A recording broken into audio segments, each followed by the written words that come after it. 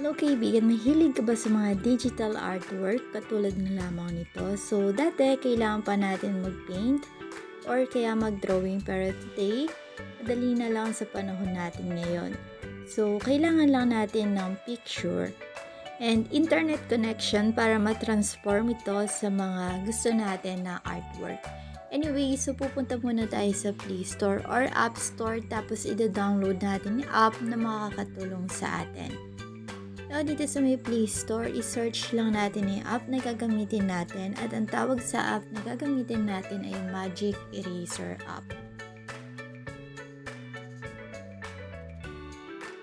Kailangan nyo lang i-install, pero sa akin kasi naka-install na, so i-open ko na lang.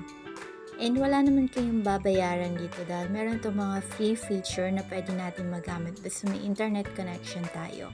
Pero syempre may mga lumalabas na ads, pero okay lang yun kasi maikli lang naman yung ads, tapos kung magagamit naman natin talaga, bakit hindi, di ba? So tap na natin yung remove background kasi ito yung una kong ipapakita sa inyo. So makikita nyo pala yung mga feature dito, ayan, madami kayong pagpipilian. So for example, ito yung picture na gusto kong i-remove yung background. So itatap ko lang yung remove background, tapos kukuha tayo sa gallery natin. So ito ngayon napili ko, tatap ko lang yung next para makita natin yung pinaka-finish. Alright, so ganito to, wala tayong makikitang background once na masave na natin to sa ating gallery. So ganyan siya kaganda.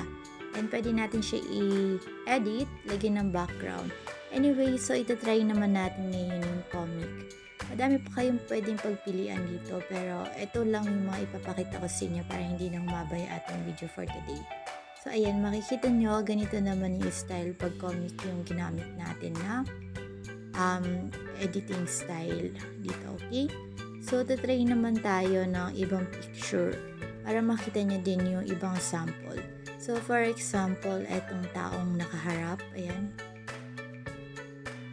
Ganito siya pag naging comic. Now, try naman natin yung anime para makita nyo yung difference. Ayan. So, madami pa kayo pagpipilian dito. Digital art. And marami pa, okay?